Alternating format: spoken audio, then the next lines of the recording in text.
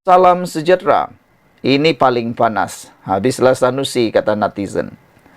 Patutlah Sanusi marah Akmal lawat LRA Kedah.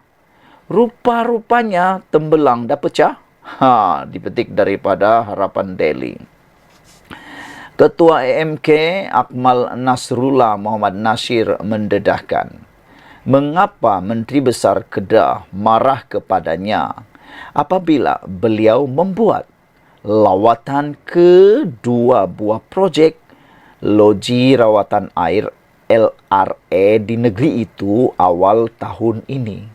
Baru-baru ini timbul isu paling panas apabila Sanusi menawarkan Pulau Pinang menawarkan bantuan air kepada Pulau Pinang atau menjual air kepada Pulau Pinang. Kata dia, mereka boleh dapatkan, Kedah boleh menawarkan minyak. Tapi Ketua Menteri Pulau Pinang kata, jaga dulu air di Kedah, baru nak sibuk cerita tentang air di Pulau Pinang. Kerana kata mereka, air di Kedah juga ada masalah, teruk juga. Tapi Sanusi cuba pula nak bercerita tentang air di Pulau Pinang. Itulah ajar etik berenang, kata mereka. Nak ajar orang lain sendiri pun ada masalah yang sama. Menurut Akmal, Datuk Seri Muhammad Sanusi Maknur marah kerana tembelangnya terbongkar selepas LRA Bukit Selambau dan LRA Sungai Limau tidak siap-siap sehingga sekarang. Terkejut kita kan? Ini baru kita tahu. Menurut Akmal ni ialah Ketua AMK yang juga menteri. Beliau kata, tembelang Sanusi terbongkar selepas LRA Bukit Selambau dan LRA Sungai Limau tidak siap-siap sehingga sekarang. Wah, ini hebat. Katanya, kerja pembinaan dua buah LRA berkenan yang sepatutnya siap pada April lewat sehingga 30 hingga 50% daripada jadual yang ditetapkan. Rupa-rupanya projek LRA ini sepatutnya siap pada April lalu. Tapi sampai sekarang lewat sekitar 30 hingga 50%. Jadi Sanusi tak tahukah hal ni? Kita tertanya-tanya jugalah kan, saya baru tahu hal ni. Nasib baik Akmal mendedahkannya. Sanusi tak tahukah tentang hal ni? Ini yang betul-betul kita nak tahu. Kata Akmal, bila saya terangkan masalah ini pada Februari lalu, semasa saya kongsi hasil lawatan, Menteri Besar Kedah dilihat marah sangat. Saya tengok dia marah sebab apa? Mungkin saya ingat dia marah kontraktor. Rupanya dia marah sebab saya turun dan tak jemput beliau ketika membuat lawatan tapak sebelum ini. Itu yang dia marah sangat. Ngamlah. Netizen setuju lawatan mengejut seperti ini. Komen lah. Kita pun mau juga. Saya harap adalah menteri-menteri yang buat lawatan mengejut di kawasan kami, seperti yang dibuat oleh Akmal ni, atau ahli-ahli parlimen, di manapun kawasan anda, menteri kah, bukan menteri kah, adun, di manakan kawasan anda, cepat buat lawatan mengejut. Di mana-mana di kawasan-kawasan, di pejabat-pejabat kerajaan, cepat buat lawatan, biar mereka tahu, biar ahli-ahli parlimen, menteri-menteri ini tahu keadaan sebenar di bawah ini. Betul-betulkah apa yang mereka fikirkan atau lain yang betul-betul berlaku di bawah ini? Buatlah lawatan mengejut seperti yang Akmal buat ini. Barulah orang tahu, barulah tembelang sebenar boleh terbongkar. Macam cerita LRA inilah kan. Akmal melawat secara tiba-tiba, tak jemput Sanusi, tembelang terbongkar, dan marah-marahlah terus Sanusi. Tapi saya tahu dia marah disebabkan terlalu terdedah satu tembelang yang mana dia bercerita dialah paling besar, paling mampu menggerakkan kemajuan, tapi loji di bawah seliaannya tak siap-siap, katanya dalam ceramah perpaduan malam tadi. Katanya mengikut anggaran penyerahan projek terbaru, kedua-dua projek berkenan sepatutnya siap pada April lalu dan penghujung Jun ini. Namun beliau yakin kedua-dua projek itu masih lagi bermasalah. Dalam pada itu, Akmal mencabar agar Panglima Perang Perikatan Nasional itu turut sama dalam lawatan yang akan diadakan ke LRA tersebut sekiranya beliau berani. Hebat nih. Kita tunggu cerita nanti. Terima kasih karena menonton channel ini. Jangan lupa share video ini. Bye-bye. Salam sejahtera. Kali ini paling panas dan mengejutkan. Pas tersalah pilih calon, kini jadi perbualan hangat pengundi Sungai Bakap. Wow. Baru masuk hari kedua, kempen PRK, Pilihan Raya Kecil Sungai Bakap, sudah mulai timbul perkara-perkara mengejut macam ini. Kali ini bukan sekadar isu ISO, bukan sekadar minyak motosikal, bukan sekadar kelayakan akademik, tapi isu pas tersalah pilih calon. Jadi kalau macam tu, Abang Abidin ni bukan calon yang betul ke? Itukah maksudnya? Kalau begitu, siapa calon yang betul? Adakah Abang Abidin yang sudah diletakkan calon ini sebenarnya memang betul tersalah dipilih? Nah, apa pendapat anda pula? Walaupun pengarah pilihan raya PAS cuba untuk menutup kelemahan calon PAS di Sungai Bakap, namun isu pendidikan yang dimiliki oleh calon berkenan terus menjadi isu utama di kalangan penduduk di sini. Tangkap layar perbualan dalam kumpulan WhatsApp Unit Daerah Mengundi UDM PAS Sungai Duri, tempat asal calon Perikatan Nasional PN, Abidin Ismail, kini tular di kalangan penduduk. Menurut petugas pilihan raya Pakatan Harapan PH yang turun bertemu penduduk di Sungai Bakap, kebanyakan penduduk di sana bercakap soal kegagalan Perikatan Nasional khasnya PAS memilih calon yang tepat. Di mana-mana pun masyarakat dan pengundi Sungai Bakap bersembang, baik di pejabat, di sekolah, di masjid, di kedai-kedai kopi, rata-rata bercakap mengenai kegagalan PAS negeri dan PAS kawasan untuk memilih calon. Biarpun nampak bersungguh, Sanusi, selaku pengarah pilihan raya PAS pusat, cuba untuk menjustifikasikan pemilihan Abidin sebagai calon, namun suara-suara di belakang tabir sukar untuk ditahan.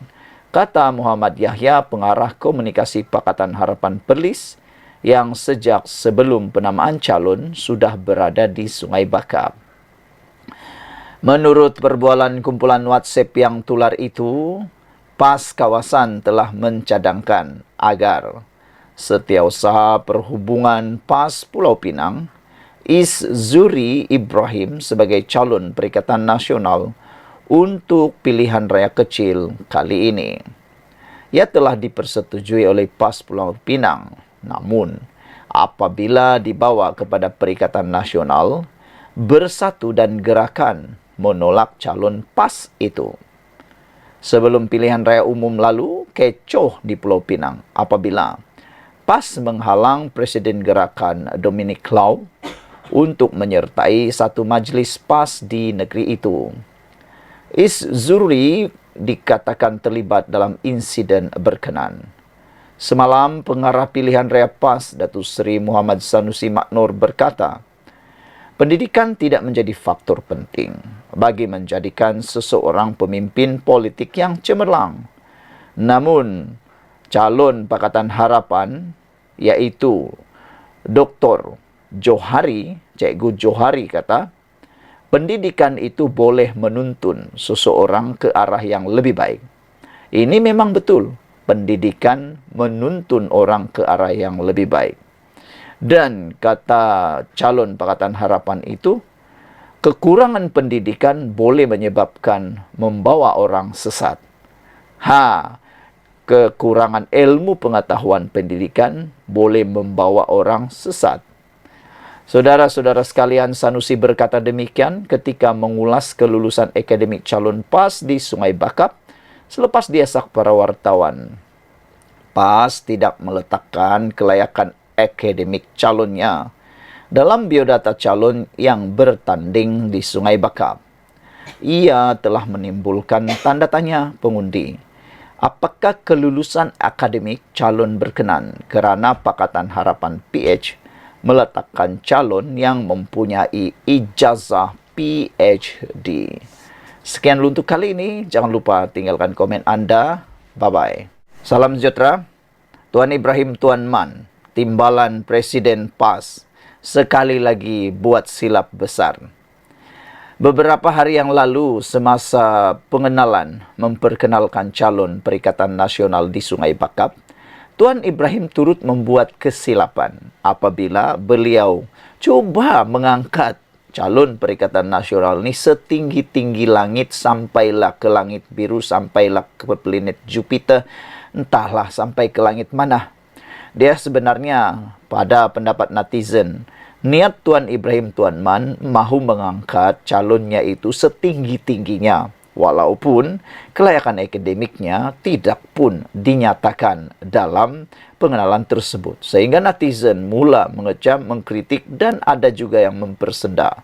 Kerana sebelum ini, Perikatan Nasional juga pernah mempersenda calon-calon Pakatan Harapan yang rendah akademiknya. Bila mereka tinggi akademik, mereka kata akademik penting. Tapi bila mereka punya calon akademiknya rendah, mereka kata akademik itu tak penting. Itulah, bila dah kena sendiri, barulah tengadah. Janganlah mengata orang, takut-takut nanti kena pula diri sendiri. Macam itulah politik. Tapi kali ini, selepas Tuan Ibrahim Tuan Man mengangkat tinggi calonnya melalui isu ISO 14001 yang menurut Tuan Ibrahim, calon Perikatan Nasional ada sijil ISO, yang kata netizen sejak bila manusia diberikan sijil ISO, kerana kata mereka hanya syarikat kilang saja yang diberi, tiba-tiba manusia pula diberi. Mereka tanya, dari mana Tuan Ibrahim Tuan Man tahu ni? Padahal Tuan Man Tuan Ibrahim pernah memegang jawatan menteri berkaitan pemberian sijil-sijil ISO ni. Jadi kenapa dia tak tahu, kata mereka. Tak apa, itu pertama. Itu kesilapan mungkin tidak disengajakan dan mungkin tidak direka-reka. Tapi apabila isu yang kedua ini timbul semula, maka netizen sudah mula sedar, Tuan Ibrahim Tuan Man ni memang pakar reka cerita ke, kata netizen di ruangan Malaysia Kini, di dalam ruangan Harapan Daily, di mana-manalah. Mereka bertanya, betulkah Tuan Ibrahim Tuan Man ni? Betulkah ni, kata mereka, atau temberang saja?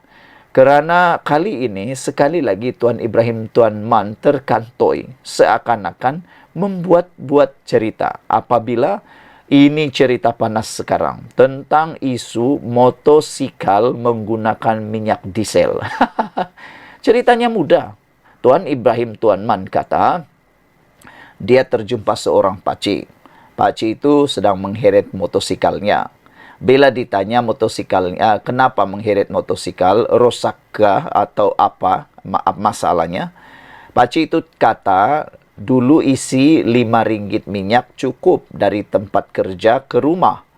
Tapi sekarang ini akibat peningkatan harga minyak diesel, RM5 tak cukup. Jadi terpaksa setengah jalan mati moto, kena minyak tak cukup, terpaksa heret moto pulang.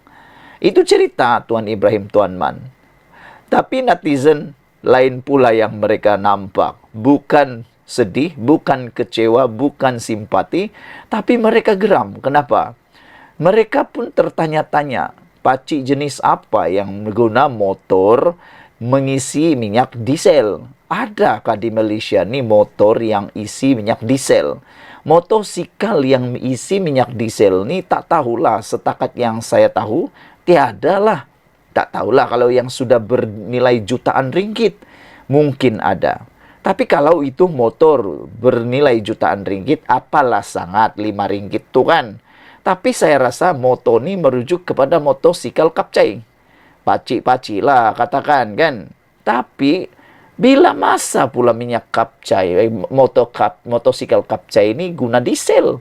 Itu yang netizen kata, apa punya Tuan Ibrahim Temberang ni terkantoi lagi, kata mereka. Mereka mahu Tuan Ibrahim Tuan Man buktikan apa motosikal yang guna minyak diesel.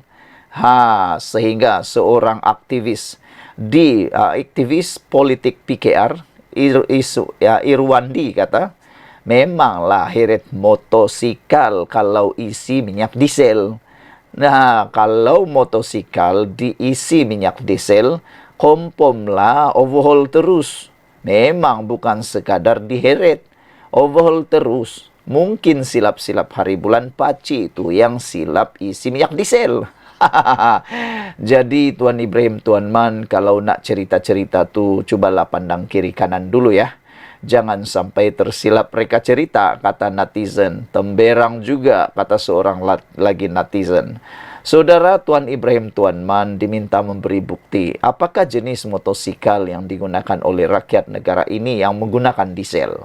Ini kerana ketika memberikan ceramahnya di Sungai Bakap, beliau memberikan contoh bagaimana seorang pakcik telah berhenti di tengah jalan kerana kehabisan minyak.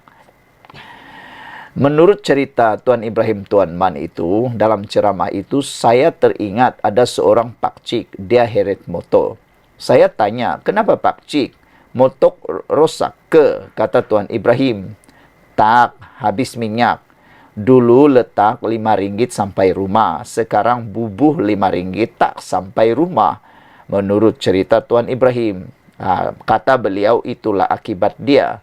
Kata ahli parlimen daripada PAS itu ketika mengkritik pemberian subsidi diesel bersasar berbanding subsidi pukal oleh kerajaan. Ekoran ucapan itu, ramai netizen tertanya-tanya, motosikal mana di Malaysia ni yang pakai minyak diesel? Apa jenamanya? Dari mana motosikal importnya tu? Kena motosikal keluaran Malaysia, seingat saya belum ada yang menggunakan minyak diesel. Aduh, pening kepala juga kita mendengar cerita Tuan Ibrahim ni. Aktivis media PKR Iswardi Morni pula berkata pakcik tu terpaksa menolak motornya kerana tersalah masukkan minyak diesel ke dalam motosikalnya yang sepatutnya menggunakan petrol. Nak bagi tahu Tuan Ibrahim Tuan Man, pakcik naik motor tu tak sampai sebab enjin rusak. Masuk diesel dalam tangki, kompom lah overhaul, tulis beliau. Nampak sangat cerita rekaan buat bahan kempen. Kaki temberang betul, kata Muhammad ketika mengulas pandangan Iswardi itu. Saudara-saudara sekalian, isu ini sekarang memang top. Isu ini memang sekarang ini memang di mana-mana. Sebab kata mereka, sudah-sudahlah nak memutar cerita rekaan. Sudah-sudahlah nak memutar lagi. Aku takut nanti kali ketiga buat silap lagi. Sebab yang pertama isu ISO 14001. Sekarang isu minyak motosikal diesel. Ini kali kedua. Tak apalah, kali pertama mungkin silap. Kali kedua ialah terima sajalah kesilapan. Tapi kalau kali ketiga itu memang sengaja mereka cerita, kata netizen. Kita jumpa lagi. Share video ini, kita jumpa lagi. Bye-bye. Salam sejahtera, terima kasih kerana bersama dengan saya di Nazilin Unity Channel. Petang ini sekali lagi kita dihangatkan dengan isu BlackRock.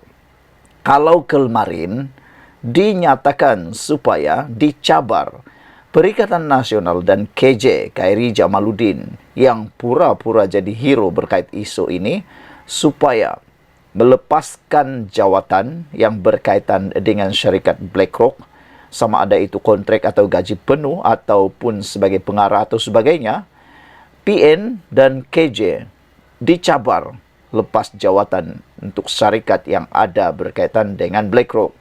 Kerana seorang netizen telah pun membongkar, mendedahkan bahawa mereka mempunyai beberapa kaitan dengan BlackRock sebagai pemegang jawatan-jawatan yang tertentu. Anda boleh rujuk itu dalam kupasan di channel ini dan juga di dalam terbitan-terbitan berita online. Hari ini, sekali lagi, Perikatan Nasional dicabar. Kali ini bukan lepas jawatan, tapi tutup kilang berkaitan BlackRock di Kedah dan Kelantan. Baru saya tahu, rupa-rupanya mereka sibuk nak berhentikan BlackRock, nak suruh Anwar Ibrahim mengambil keputusan, kerajaan ini mengambil keputusan berkaitan dengan BlackRock. Rupa-rupanya ada kilang berkaitan BlackRock di Kedah dan Kelantan. Persoalannya, beranikah Perikatan Nasional cepat-cepat, jangan tunggu esok, jangan tunggu malam ni, sekarang juga, kata netizen, suruh mereka tutup kilang di Kedah dan Kelantan. Beranikah? Jangan hanya syok sendiri mengecam kerajaan, tapi sendiri tak buat. Ajar itik berenanglah kan. Suruh orang buat tutup, tapi dia sendiri tak tutup-tutup. Naib Presiden PKR, Nik Nazmi, Nik Ahmad, mencabar Perikatan Nasional PN, menutup semua kilang milik BlackRock di Kedah dan Kelantan. Kedua-dua negeri ini dipimpin oleh Pakatan Pembangkang. Nik Nazmi mengkritik pihak yang menurutnya mempolitikkan isu berkaitan BlackRock Inc. dan menyorot bahawa isu itu tidak ditimbulkan ketika Perikatan Nasional berkuasa. Sekarang baru syok sendiri nak cabar situ dah macam-macam lah.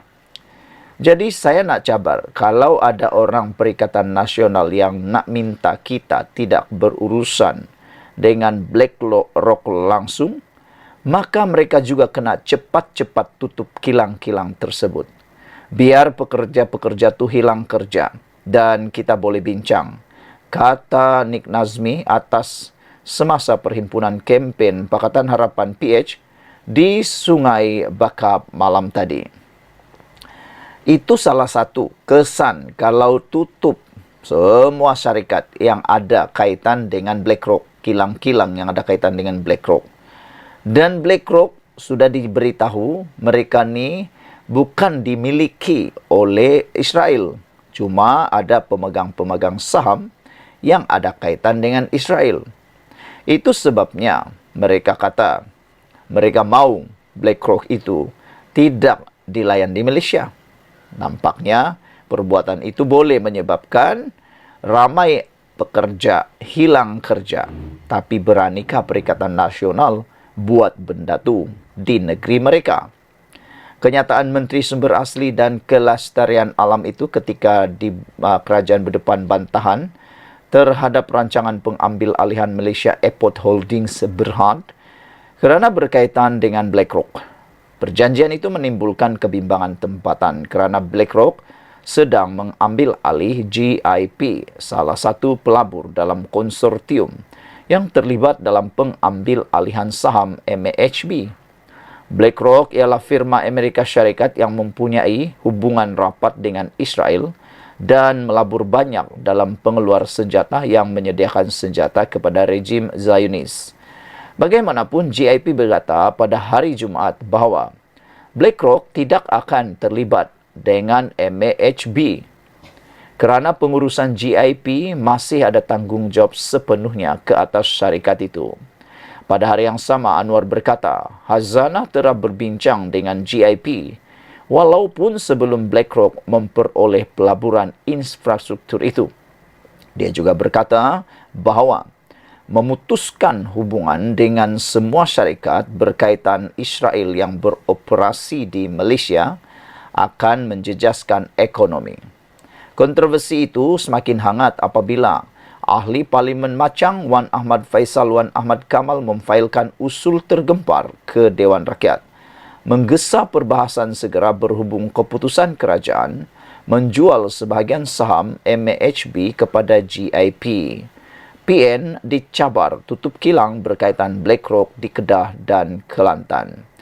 Jadi saudara-saudara sekalian, yang paling mengejutkan kita atau menghairankan kita ialah kenapa dulu seperti yang dikatakan oleh Nik Nazmi Nik Ahmad ini, kenapa dulu waktu mereka berkuasa mereka tidak menyorot dan tidak ditimbulkan isu ini ketika Perikatan Nasional berkuasa.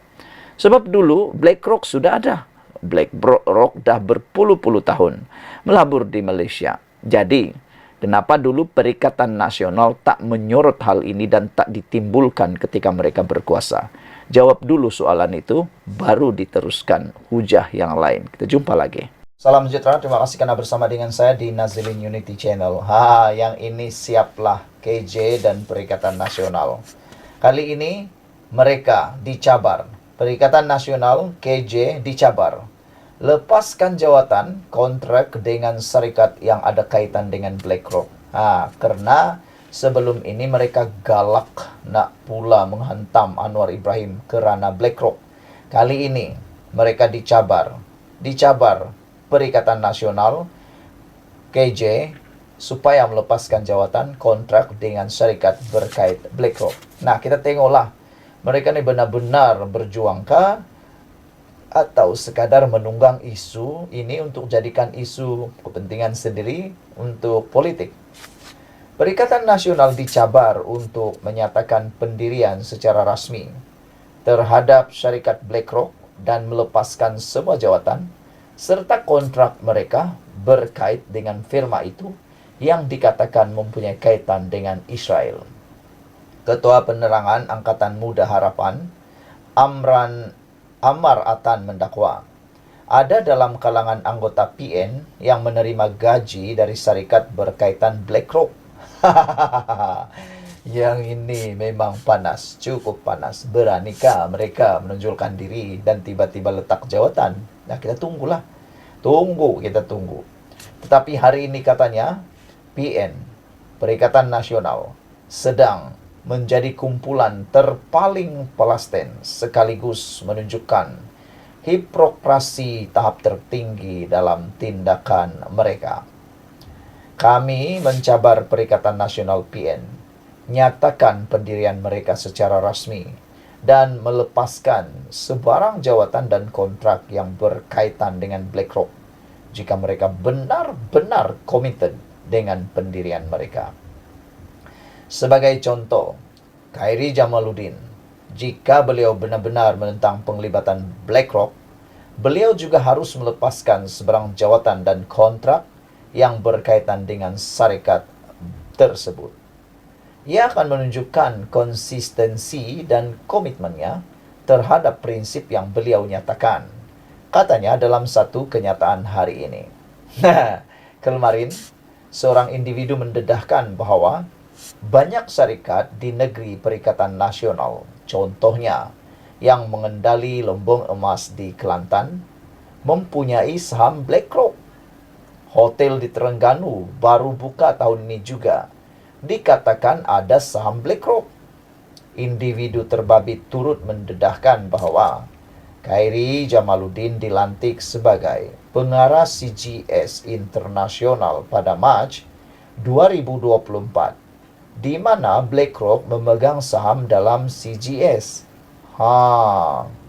Individu tersebut turut mempersoal bagaimana muka Khairi boleh terpampang dalam iklan promosi Vida Malaysia. Difahamkan BlackRock mempunyai pegangan saham dalam syarikat induk Vida Malaysia yang berpangkalan di Jepun, Diodo Group Holdings Inc. Sementara itu, Ammar menjelaskan bahawa dalam urusan terbaru melibatkan Malaysia Airport Holdings Berhad, kerajaan sebenarnya hanya berurusan dengan GIP sahaja. Keputusan itu dibuat oleh Khazanah Nasional Berhad berdasarkan penilaian strategik dan kepakaran profesional untuk memajukan aset negara. Paling ironi sewaktu mereka berkuasa, dana syariah kumpulan wang simpanan pekerja KWSP sebanyak 600 juta US dollar sekitar 2.43 bilion ringgit telah diserahkan kepada BlackRock. Tiada pula bantahan daripada mereka ketika itu. Yang ini paling sadis. Hakikatnya, kekejaman Zionis Israel adalah isu yang melatari dunia sejak berdekad-dekad lamanya. Begitu juga dengan penglibatan perniagaan BlackRock dengan Amerika dan Israel. Mengapa waktu itu nada mereka berbeza? Dan mengapa pula hari ini menjadi terpaling Palestin, namun tidak semasa mereka berkuasa? Soalnya lagi. Pendedahan ini memang menarik, pendedahan ini memang luar biasa. Anda share kepada semua orang, dan kita jumpa lagi.